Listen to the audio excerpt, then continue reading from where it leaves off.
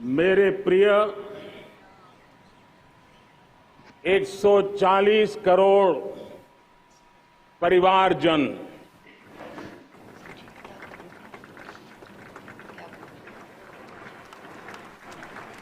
दुनिया का सबसे बड़ा लोकतंत्र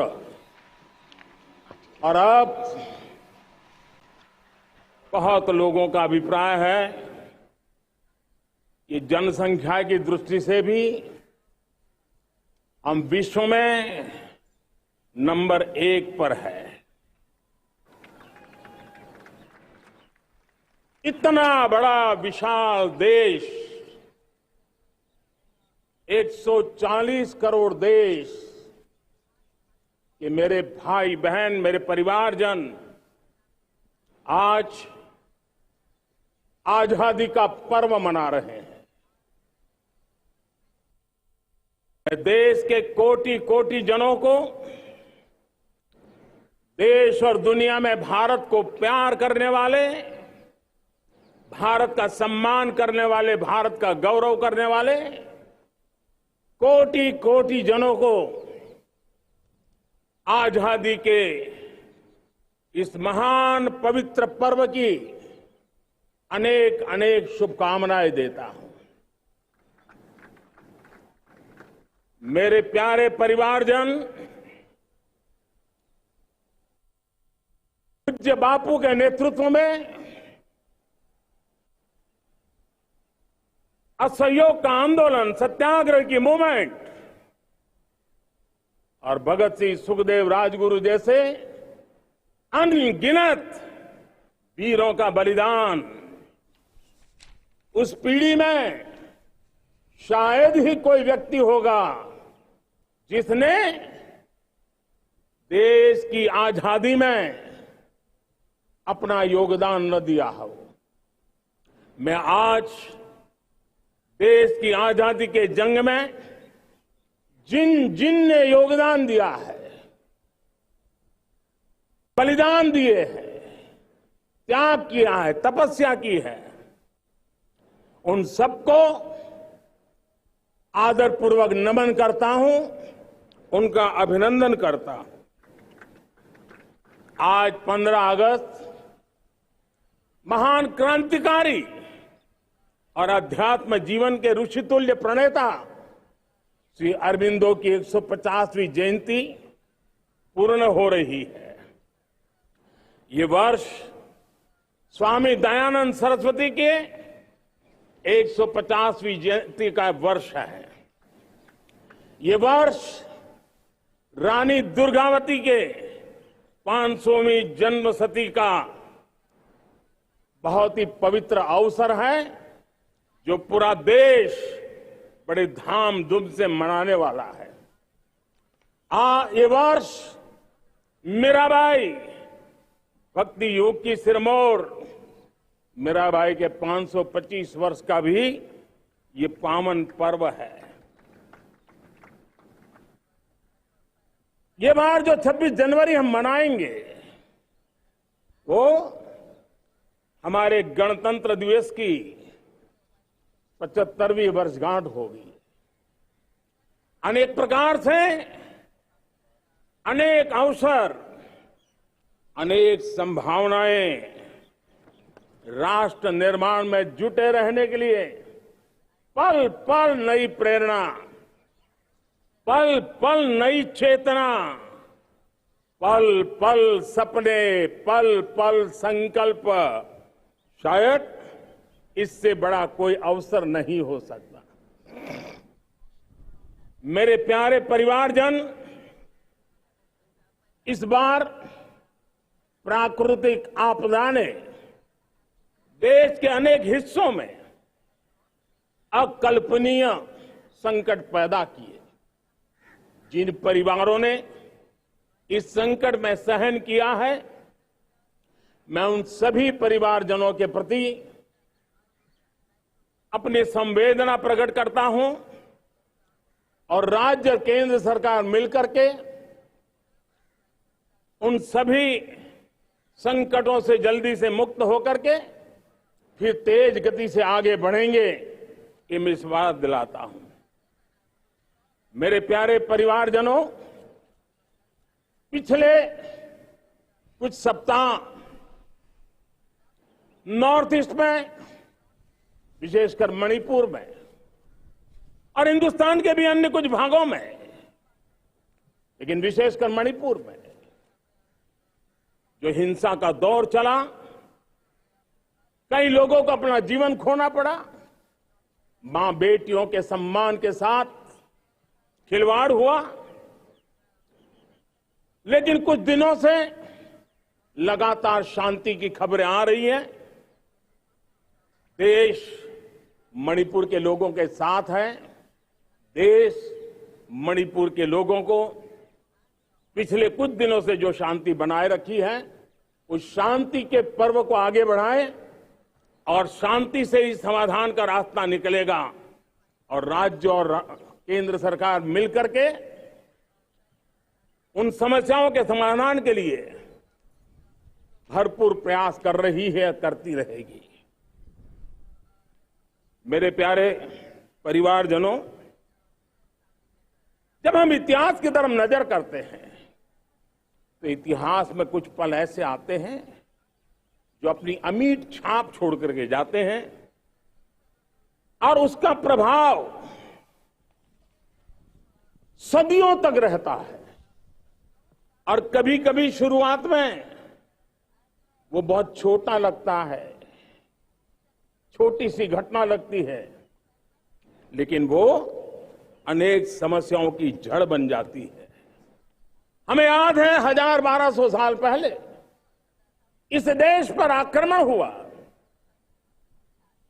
एक छोटे से राज्य के छोटे से राजा का पराजय हुआ, लेकिन तब पता तक नहीं था कि एक घटना भारत को 1000 साल की गुलामी में फंसा देगी।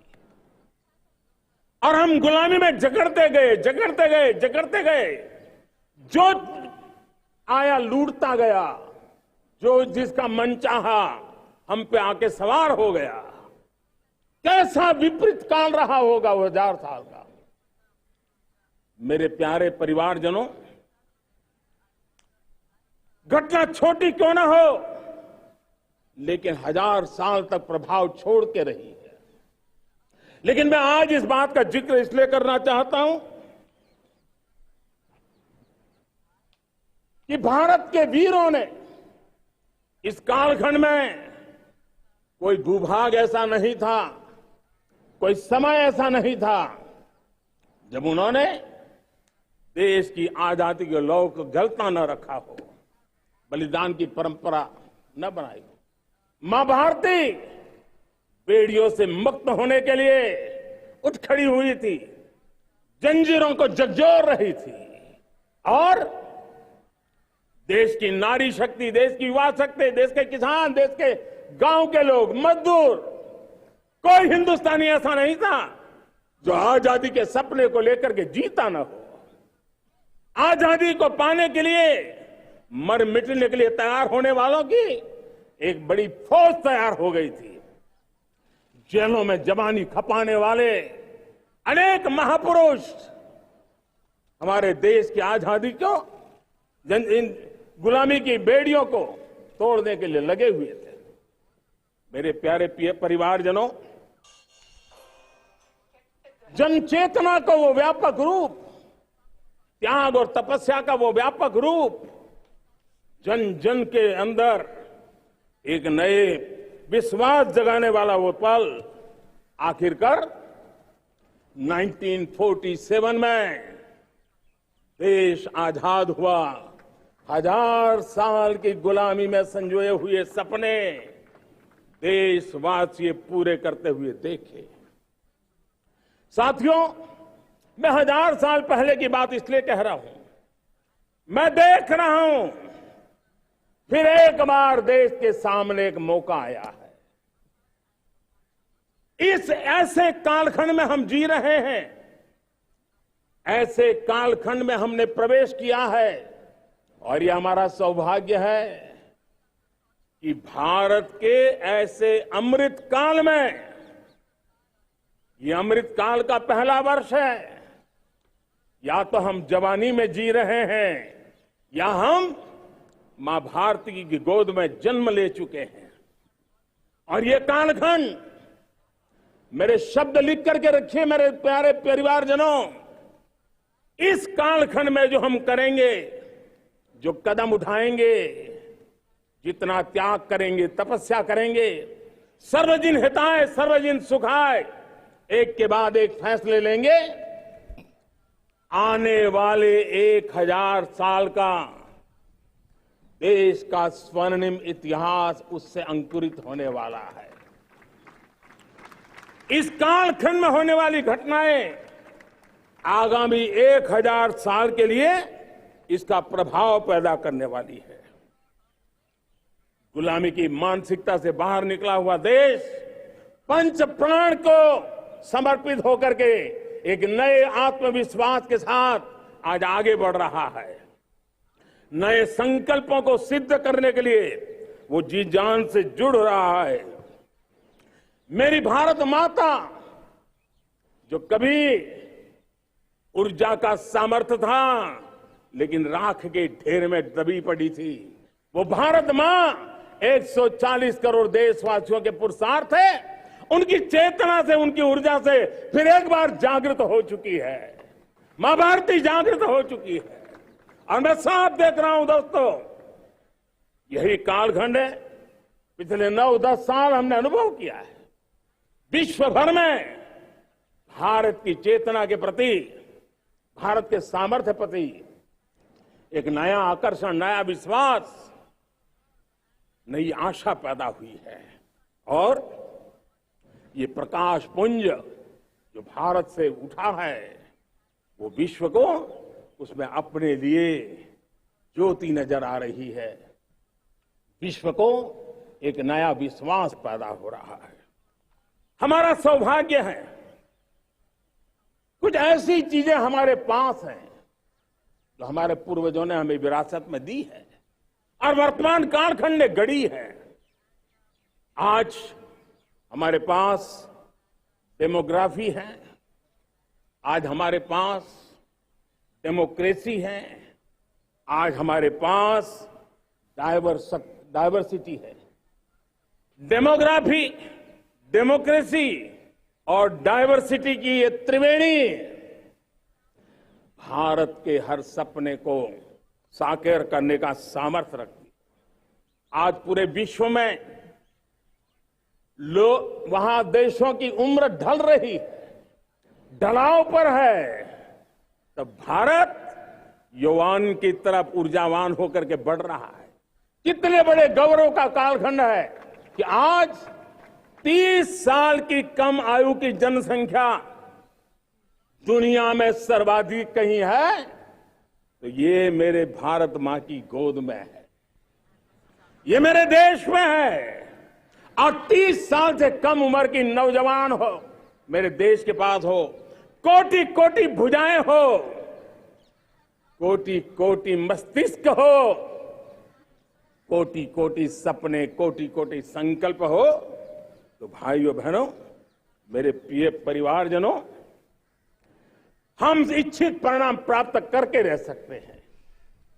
मेरे प्यारे परिवारजनों, देश का भाग्य ऐसी घटनाएं बदल देती है, यह सामर्थ्य देश के भाग्य को बदल देता है। भारत 1000 साल की गुलामी और आने वाले 1000 साल के भव्य भारत के बीच में पड़ाव पर हम खड़े हैं, एक ऐसी संधि पर खड़े हैं और इसलिए अब हमें न रुकना है न दुविधा में जीना है। मेरे प्यारे प्रिय परिवारजनों, हमें खोई हुई उस विरासत का गर्व करते हुए, खोई हुई समृद्धि को प्राप्त करते हुए, हमें फिर एक बार, और ये बात मान के चले, हम जो भी करेंगे, हम जो भी कदम उठाएंगे, हम जो भी फैसला लेंगे, वो अगले 1000 साल तक अपनी दिशा निर्धारित करने वाला है, भारत के भाग्य को लिखने वाला है। मैं आज मेरे देश के नौजवानों को, मेरे देश की बेटे बेटियों को ये जरूर कहना चाहूंगा, जो सौभाग्य आज मेरे युवाओं को मिला है, ऐसा सौभाग्य शायद ही किसी के नसीब होता है जो आपके नसीब हुआ है। और इसलिए हमें ये गंवाना नहीं है। युवा शक्ति पर मेरा भरोसा है, युवा शक्ति में सामर्थ्य है, और हमारी नीतियां, हमारी रीतियां भी उस युवा सामर्थ्य को और बल देने के लिए है। आज मेरे युवाओं ने दुनिया में पहले 3 स्टार्टअप इकोसिस्टम में भारत को स्थान दिला दिया है। विश्व के युवाओं को अचंभा हो रहा है भारत के इस सामर्थ्य को लेकर के, भारत की इस ताकत को देख करके। आज दुनिया टेक्नोलॉजी ड्रिवन है और आने वाला युग टेक्नोलॉजी से प्रभावित रहने वाला है, और तब टेक्नोलॉजी में भारत की जो टैलेंट है उसकी एक नई भूमिका रहने वाली है। साथियों, मैं पिछले दिनों G20 समिट में बाली गया था, और बाली में दुनिया के समृद्ध देश, दुनिया के विकसित देश भी, उनके मुखिया मुझे भारत की डिजिटल इंडिया की सफलता के लिए बारीकियों से जानने के लिए इच्छुक थे। हर कोई इसका सवाल पूछता था, और जब मैं उनको कहता था कि भारत ने जो कमाल किया है ना, वो दिल्ली, मुंबई, चेन्नई तक सीमित नहीं है। भारत ने जो कमाल कर रहा है, मेरे टियर 2, टियर 3 सिटी के युवा भी आज मेरे देश का भाग्य गढ़ रहे हैं, छोटे छोटे स्थान के मेरे नौजवान। और मैं आज बड़े विश्वास से कहता हूं, देश का ये जो सामर्थ्य नया नजर आ रहा है, और इसलिए मैं कहता हूं, हमारे छोटे शहर आकार और आबादी में छोटे हो सकते हैं। ये हमारे छोटे छोटे शहर, हमारे कस्बे आकार और आबादी में छोटे हो सकते हैं, लेकिन आशा और आकांक्षा, प्रयास और प्रभाव वो किसी से कम नहीं है। वो सामर्थ्य उनके अंदर है। नए ऐप्स, नए सॉल्यूशन, टेक्नोलॉजी डिवाइस। अब खेलों की दुनिया देखिए, कौन बच्चे हैं? झुग्गी झोंपड़ी से निकले हुए बच्चे आज खेलों की दुनिया में पराक्रम दिखा रहे हैं। छोटे छोटे गांव के, छोटे छोटे कस्बे के नौजवान, हमारी बेटे बेटियां आज कमाल दिखा रही है।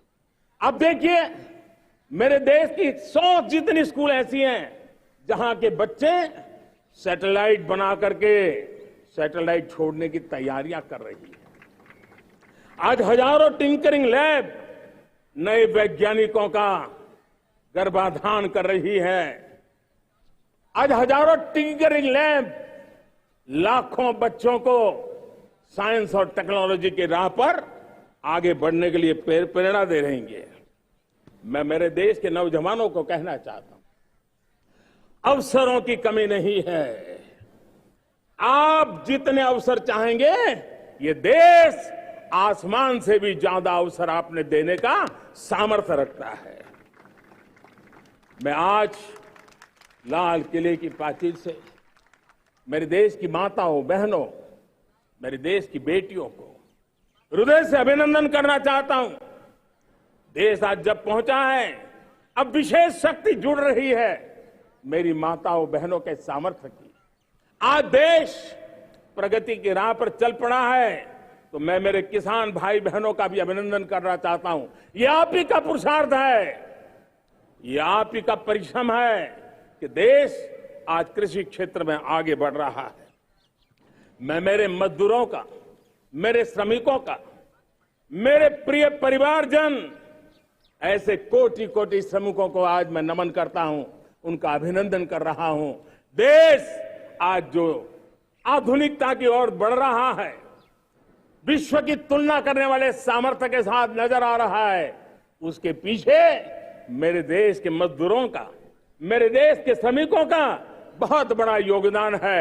आज समय कहता है कि लाल किले की प्राचीर से मैं उनका अभिनंदन करूं, उनका अभिवादन करूं, और ये मेरे परिवारजन 140 करोड़ देशवासी, मेरे इन श्रमिकों का, रेहड़ी पटरी वालों का, फूल सब्जी बेचने वालों का हम सम्मान करते हैं।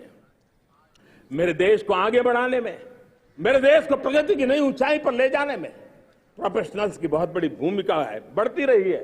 चाहे साइंटिस्ट हो, चाहे इंजीनियर्स हो, डॉक्टर्स हो, नर्सिस हो, शिक्षक हो, आचार्य हो, यूनिवर्सिटीज हो, गुरुकुल हो, हर कोई मां मातृ भारती का भविष्य उज्जवल बनाने के लिए अपनी पूरी ताकत से लगा हुआ है। मेरे प्यारे परिवारजनों, राष्ट्रीय चेतना वो एक ऐसा शब्द है जो हमें चिंताओं से मुक्त कर रहा है, और आज वो राष्ट्रीय चेतना ये सिद्ध कर रही है कि भारत का सबसे बड़ा सामर्थ्य बना है भरोसा, भारत का सबसे बड़ा सामर्थ्य बना है विश्वास। जन जन में हमारा विश्वास, जन जन का सरकार पर विश्वास, जन जन का देश के उज्जवल भविष्य पर विश्वास, और विश्व का भी भारत के प्रति विश्वास। ये विश्वास हमारी नीतियों का है, हमारी रीति का है। भारत के उज्जवल भविष्य को जिस निर्धारित मजबूत कदमों से हम आगे बढ़ा रहे हैं, उसका है। भाइयों बहनों, मेरे प्यारे परिवारजनों, ये बात निश्चित है कि भारत का सामर्थ्य और भारत की संभावनाएं विश्वास की नई बुलंदियों को पार करने वाली है, और ये विश्वास की नई बुलंदियां नए सामर्थ्यों को लेकर के चलनी चाह रही है। आज देश में G20 समिट के मेहमान नवाजी का भारत को अवसर मिला है। अब पिछले एक साल से हिंदुस्तान के हर कोने में जिस प्रकार से G20 के अनेक ऐसे आयोजन हुए, अनेक कार्यक्रम हुए हैं, उसने देश के सामान्य मानवी के सामर्थ्य को विश्व को परिचित करा दिया है, भारत की विविधता का परिचय कराया है, भारत की डायवर्सिटी को दुनिया अचंभे से देख रही है, और उसके कारण भारत के तरफ आकर्षण बढ़ा है, भारत को जानने की, समझने की इच्छा जगी है। उसी प्रकार से आप देखिए एक्सपोर्ट, आज भारत का एक्सपोर्ट के तेजी से बढ़ रहा है, और मैं कहना चाहता हूं दुनिया के एक्सपर्ट्स इन सारे मानदंडों के आधार पर कह रहे हैं कि अब भारत रुकने वाला नहीं है। दुनिया की कोई भी रेटिंग एजेंसी होगी वो भारत का गौरव कर रही है। कोरोना काल के बाद दुनिया एक नए सिरे से सोचने लगी, और मैं विश्वास से देख रहा हूं कि जिस प्रकार से द्वितीय महायुद्ध के बाद, द्वितीय विश्व युद्ध के बाद दुनिया ने एक नया वर्ल्ड ऑर्डर आकार लिया था, मैं साफ साफ देख रहा हूं कि कोरोना के बाद एक नया विश्व ऑर्डर, एक नया ग्लोबल ऑर्डर, एक नया जियोपॉलिटिकल इक्वेशन, ये बहुत तेजी से आगे बढ़ रहा है। जियोपॉलिटिकल इक्वेशन की सारे व्याख्याएं बदल रही है, परिभाषाएं बदल रही है, और मेरे प्यारे परिवारजनों, आप गौरव करेंगे। बदलते हुए विश्व को शेप देने में आज मेरे 140 करोड़ देशवासियों, आपका सामर्थ्य नजर आ रहा है। आप निर्णायक मोड़ पर खड़े हैं, और कोरोना काल में भारत ने जिस प्रकार से देश को आगे बढ़ाया, दुनिया ने हमारे सामर्थ्य को देखा है।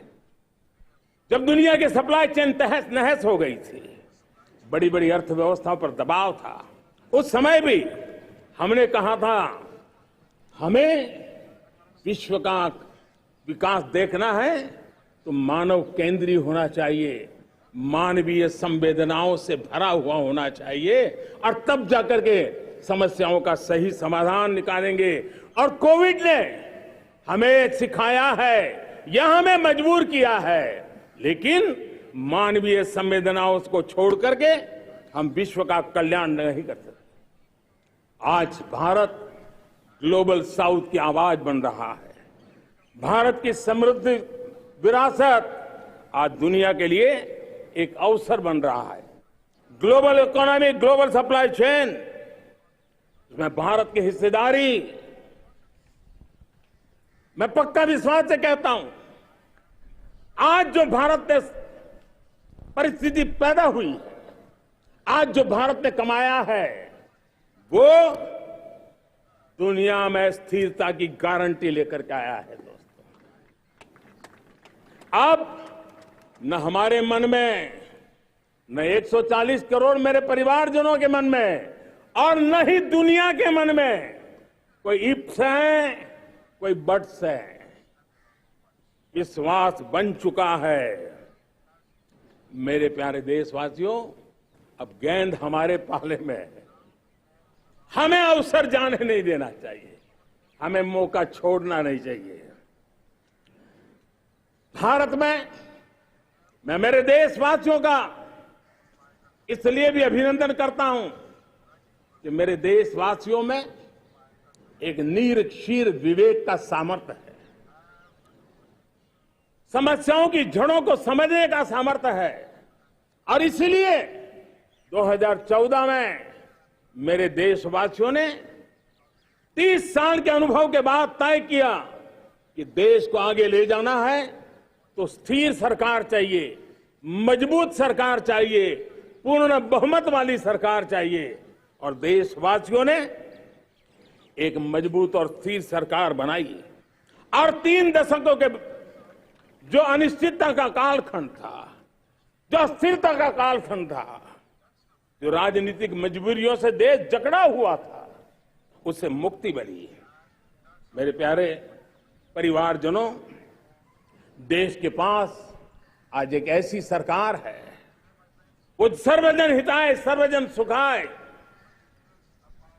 देश के संतुलित विकास के लिए समय का पल पल और जनता की पाई पाई, जनता की भलाई के लिए लगा रही है।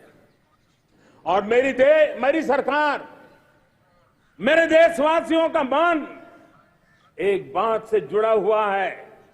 हमारे हर निर्णय, हमारे हर दिशा, उसका एक ही मानदंड है, नेशन फर्स्ट, राष्ट्र प्रथम। और राष्ट्र प्रथम यही दूरगामी परिणाम, सकारात्मक परिणाम पैदा करने वाला है। देश में बड़े स्तर पर काम हो रहा है।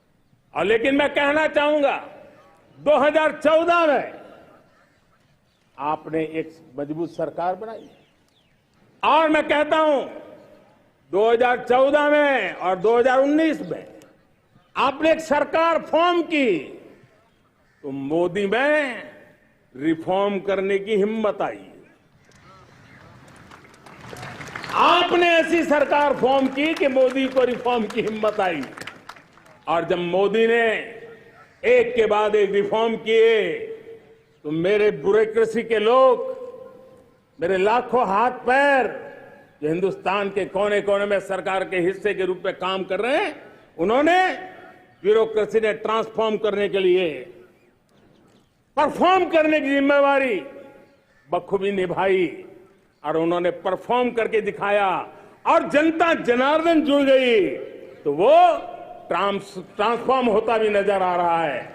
और इसलिए रिफॉर्म, परफॉर्म, ट्रांसफॉर्म, ये कालखंड अब भारत के भविष्य को गढ़ रहा है। और हमारी सोच देश की उस ताकतों को बढ़ावा देने पर है जो आने वाले 1000 साल की नींव को मजबूत करने वाले।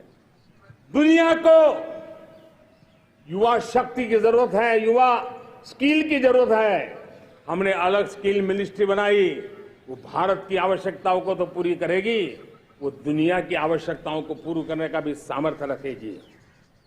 हमने जल शक्ति मंत्रालय बनाया। मंत्रालय की बनाने की रचना को भी अगर कोई एनालिसिस करेगा ना, तो इस सरकार के मन मस्तिष्क को बड़े अच्छे ढंग से आप समझ पाएंगे। हमने जल शक्ति मंत्रालय बनाया। ये जल शक्ति मंत्रालय हमारे देश के एक एक देशवासियों को पीने का शुद्ध पानी पहुंचे, पर्यावरण की रक्षा के लिए पानी के प्रति संवेदनशील व्यवस्थाएं विकसित हो, उस पर हम बल रहे हैं। हमारे देश में कोरोना के बाद दुनिया देख रही है होलिस्टिक हेल्थ केयर, ये समय की मांग है। हमने अलग आयुष मंत्रालय बनाया और योग और आयुष आज दुनिया में अपना परचम लहरा रहे हैं। हमने दुनिया को हमारे कमिटमेंट के कारण विश्व का हमारे प्रति ध्यान गया है। अगर हम ही हमारे इस सामर्थ्य को नकार देंगे तो फिर दुनिया कैसे स्वीकार करेगी। लेकिन जब मंत्रालय बना तो दुनिया को भी उसका मूल्य समझ में आया। मत्स्य पालन, हमारा इतना बड़ा समुद्री तट, हमारे कोटि कोटि मछुआरे भाई बहन, उनका कल्याण भी हमारे दिलों में है। और इसलिए हमने अलग से मत्स्य पालन को लेकर के, पशुपालन को लेकर के, डेयरी को लेकर के अलग मंत्रालय की रचना की, ताकि समाज के जिस वर्ग के लोग पीछे रह गए उनको हम साथ लें। देश में सरकारी अर्थव्यवस्था के हिस्से होते हैं, लेकिन समाज की अर्थव्यवस्था का एक बड़ा हिस्सा है कोऑपरेटिव मूवमेंट। उसको बल देने के लिए, उसको आधुनिकता लाने के लिए और देश के कोने कोने में लोकतंत्र की एक सबसे बड़ी इकाई को मजबूत करने के लिए हमने अलग कोऑपरेटिव मंत्रालय बनाया। और वो हमारी सहकारी संस्थाएं उसका जाल बिछा रहा है, ताकि गरीब से गरीब की वहां सुनवाई हो, उसकी आवश्यकताओं की पूर्ति हो, और वो भी राष्ट्र के विकास की योगदान में एक छोटी इकाई का हिस्सा बनकर के उसमें वो योगदान दे रखें। हमने सहकार से समृद्धि का रास्ता अपनाया है। मेरे प्यारे परिवारजनों, जब हम 2014 में आए थे तो हम वैश्विक अर्थव्यवस्था में 10वें नंबर पर थे, और आज 140 करोड़ देशवासियों का पुरुषार्थ रंग लाया है कि हम विश्व की अर्थव्यवस्था में 5वें नंबर पर पहुंच चुके हैं। और ये ऐसे ही नहीं हुआ है। जो भ्रष्टाचार का राक्षस देश को दबोचे हुए थे, लाखों करोड़ के घोटाले अर्थव्यवस्था को डामाडोल कर रहे थे, गवर्नेंस फ्रेजाइल फाइल में देश की पहचान होने लगी थी, लीकेजेस को हमने बंद किया, मजबूत अर्थव्यवस्था बनाई, हमने गरीब कल्याण के लिए ज्यादा से ज्यादा धन खर्चने का प्रयास किया। और आज मैं देशवासियों को बताना चाहता हूं कि जब देश आर्थिक रूप से समृद्ध होता है तो सिर्फ तिजोरी नहीं बढ़ती है, देश का सामर्थ्य बढ़ता है, देशवासियों का सामर्थ्य बढ़ता है। और तिजोरी का पाई पाई अगर ईमानदारी से जनता जनार्दन के लिए खर्च करने का संकल्प लेने वाली सरकार हो तो परिणाम के साथ है। मैं 10 साल का हिसाब तिरंगे की साक्षी में लाल किले की प्राचीर से मेरे देशवासियों को दे रहा हूं। आंकड़े देख करके आपको लगेगा इतना बड़ा बदलाव, इतना बड़ा सामर्थ्य। 10 साल पहले राज्यों को 30 लाख करोड़ रुपए भारत सरकार की तरफ से जाते थे। पिछले 9 साल में यह आंकड़ा 100 लाख करोड़ पर पहुंचा है। पहले स्थानीय निकाय के विकास के लिए भारत सरकार के खजाने से 70,000 करोड़ रुपया जाता था, आज वो 3 लाख करोड़ से भी ज्यादा जा रहा है। पहले गरीबों के घर बनाने के लिए 90,000 करोड़ रुपया खर्च होता था, आज वो 4 गुना होकर के 4 लाख करोड़ से भी ज्यादा खर्च गरीबों के घर बनाने के लिए हो रहा है। पहले गरीबों को यूरिया सस्ता मिले, जो यूरिया की बैग दुनिया के कुछ बाजारों में 3,000 रुपए बिकती है, वो यूरिया की बैग मेरे किसानों को 300 में मिले, और इसलिए देश की सरकार 10 लाख करोड़ रुपया मेरे किसानों की यूरिया में सब्सिडी दे रहा है। मुद्रा योजना 20 लाख करोड़ रुपए, उससे भी ज्यादा मेरे देश के नौजवानों को स्वरोजगार के लिए, अपने व्यवसाय के लिए, अपने कारोबार के लिए दिए हैं। 8 करोड़ लोगों ने नया कारोबार शुरू किया है, और 8 करोड़ लोगों ने कारोबार शुरू किया है तो नहीं, हर कारोबारी ने एक या दो लोगों को रोजगार दिया है। 8 से 10 करोड़ नए लोगों को रोजगार देने का सामर्थ्य ये मुद्रा योजना से लाभ लेने वाले 8 करोड़ नागरिकों को रहा है। एमएसएमईज को करीब 3.5 लाख करोड़ रुपए की मदद से कोरोना के संकट में भी उनको डूबने नहीं दिया, मरने नहीं दिया, उनको एक ताकत दी है। 1 रैंक 1 पेंशन मेरे देश के सेना के जवानों का एक सम्मान का विषय था। 70,000 करोड़ रुपया भारत की तिजोरी से आज पहुंचा है, मेरे निवृत्त सेना के नायकों के जेब में, उनके परिवार में पहुंचा है। सभी कैटेगरी में, मैंने तो कुछ ही गिनाए, मैं ज्यादा समय लेना नहीं चाहता। हर कैटेगरी में पहले की तुलना में अनेक गुना धन देश के विकास के लिए, कोने कोने में रोजगार पैदा करने के लिए, पाई पाई का उपयोग भारत का भाग्य बदलने के लिए हो, और इसलिए हमने काम किया है। और मेरे प्यारे प्रियजनों, इतना ही नहीं, हमने इन सारे प्रयासों का परिणाम है कि आज 5 साल के मेरे कार्यकाल में, 5 साल के कार्यकाल में, 5 साल में 13.5 करोड़ मेरे गरीब भाई बहन गरीबी की जंजीरों को तोड़ करके न्यू मिडिल क्लास के रूप में बाहर आए हैं। जीवन का इससे बड़ा कोई संतोष नहीं होता। मेरे प्यारे प्रिय परिवारजनों, और जब 13.5 करोड़ लोग गरीबी की इस मुसीबतों से बाहर निकलते हैं, तो कैसी कैसी योजनाएं उनको मदद दी है। उनको आवास योजना का लाभ मिलना, पीएम स्वनिधि से 50,000 करोड़ रुपया रेहड़ी पटरी वालों तक पहुंचाया है। आने वाले दिनों में, आने वाली विश्वकर्मा जयंती पर एक कार्यक्रम हम लागू करेंगे। इस विश्वकर्मा जयंती पर हम करीब 13-15 हजार करोड़ रुपया से, जो परंपरागत कौशल्य से रहने वाले लोग, जो औजार से और अपने हाथ से काम करने वाला वर्ग है, ज्यादातर ओबीसी समुदाय से, हमारे सुथार हो, हमारे सोनार हो, हमारे राजमिस्त्री हो, हमारे कपड़े धोने वाले काम करने वाले लोग हो, हमारे बाल काटने वाले भाई बहन परिवार हो, ऐसे लोगों को एक नई ताकत देने के लिए हम आने वाले महीने में विश्वकर्मा जयंती पर विश्वकर्मा योजना लॉन्च करेंगे और करीब 13-15 हजार करोड़ से उसका प्रारंभ करेंगे। हमने पीएम किसान सम्मान निधि में 2.5 लाख करोड़ रुपया सीधा मेरे देश के किसानों के खाते में जमा किया है।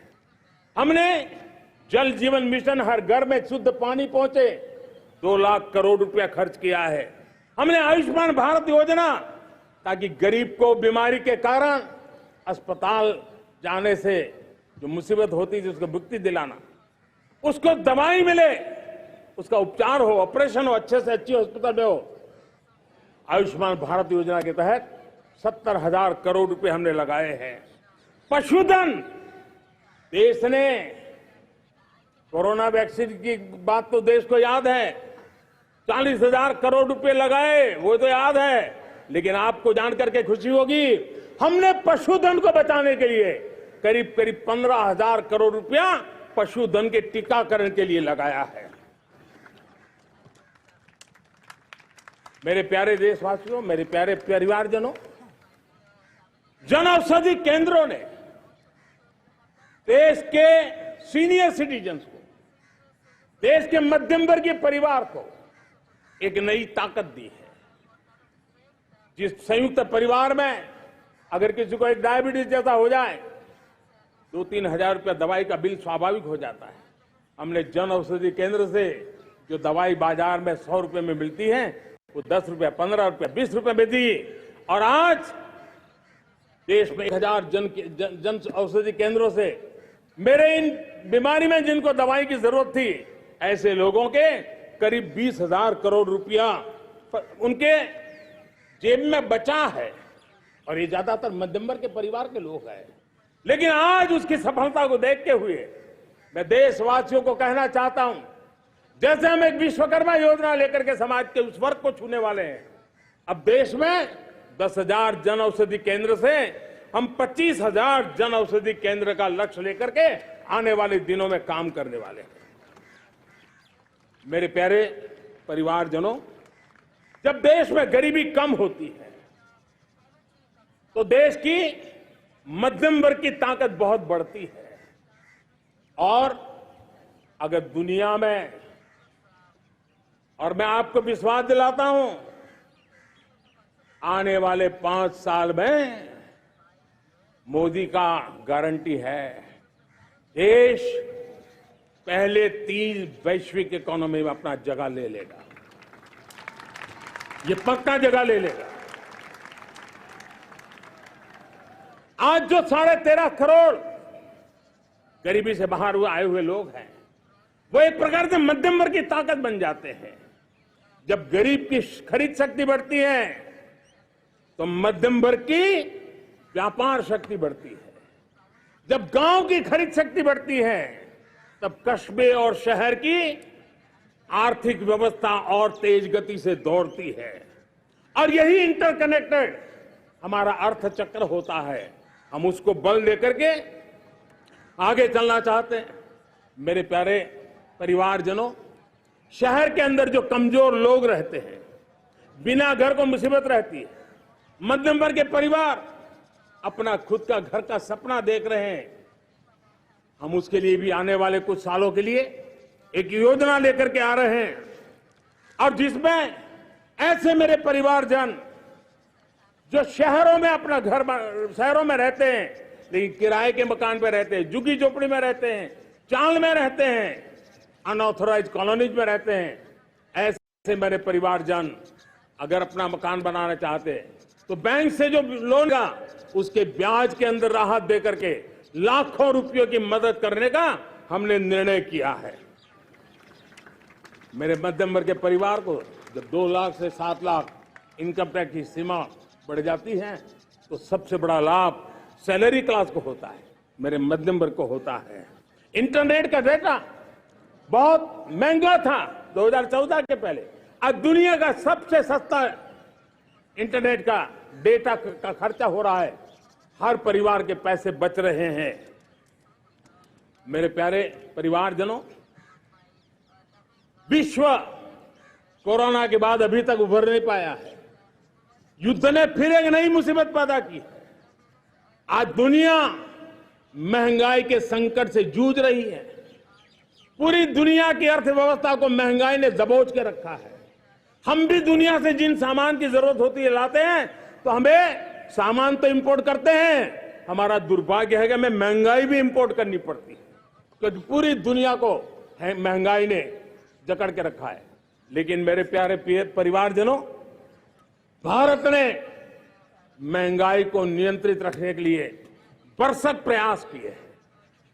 पिछले कालखंड की तुलना में हमें कुछ सफलता भी मिली है, लेकिन इतने से संतोष नहीं मान सकते। दुनिया से हमारी चीजें अच्छी है, इतने बात से हम सोच नहीं सकते। मुझे तो मेरे देशवासियों को महंगाई की बोझ कम से कम हो, इस दिशा में और भी कदम उठाने हैं और हम उस कदम को उठा के रहेंगे। मेरा प्रयास निरंतर जारी रहेगा। मेरे प्यारे परिवारजनों, आज देश अनेक क्षमताओं को लेकर के आगे बढ़ रहा है। देश आधुनिकता की तरफ आगे बढ़ने के लिए काम कर रहा है। आज देश रिन्यूएबल एनर्जी पे काम कर रहा है। आज देश ग्रीन हाइड्रोजन पे काम कर रहा है। देश की स्पेस पे क्षमता बढ़ रही है, तो देश की डीप सी मिशन में भी सफलता के साथ आगे चल रहा है। देश में रेल आधुनिक हो रही है, तो वंदे भारत बुलेट ट्रेन भी आज देश के अंदर काम कर रही है। गांव गांव पक्की सड़कें बन रही है, तो इलेक्ट्रिक बसें, मेट्रो की रचना भी आज देश में हो रहे हैं। आज गांव गांव तक इंटरनेट पहुंच रहा है, तो क्वांटम कंप्यूटर के लिए भी देश तय कर रहता है। नैनो यूरिया, नैनो डीएपी, उस पर काम हो रहा है, तो दूसरी तरफ जैविक खेती पर भी हम बल दे रहे हैं। आज किसान उत्पादक संघ एफपीओ का निर्माण हो रहा है, तो हम सेमीकंडक्टर का भी निर्माण करने के लिए चाह रहे हैं। हम दिव्यांग जनों के लिए एक सुगम भारत के निर्माण के लिए काम करते हैं, तो हम पैरालंपिक में भी हिंदुस्तान का तिरंगा झंडा गाड़ने के लिए मेरे दिव्यांग जनों को सामर्थ्यवान बना रहे हैं। हम खिलाड़ियों को स्पेशल ट्रेनिंग दे रहे हैं।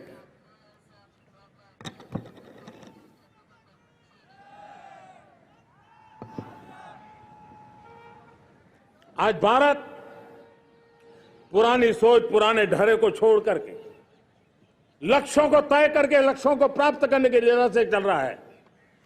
और जब मैं कहता हूं ना कि जिसका शिलान्यास हमारी सरकार करती है, उसका उद्घाटन भी हमारे कालखंड में करते हैं। इन दिनों जो मैं शिलान्यास कर रहा हूं ना, आप लिख के रखिए, उसके उद्घाटन भी आप सबने मेरे नसीब में ही छोड़े हुए हैं। हमारी कार्य संस्कृति, बड़ा सोचना, दूर का सोचना, सर्वजन हिताय सर्वजन सुखाय सोचना, यह हमारी कार्यशैली रही है। और सोच से भी ज्यादा, संकल्प से भी ज्यादा हासिल कैसे करना, इस ऊर्जा के साथ हम काम करते हैं। हमने आजादी के काल अमृत महोत्सव में 75,000 अमृत सरोवर बनाने का संकल्प किया था। उस समय हमने हर जिले में 75 अमृत सरोवर बनाने का संकल्प किया था।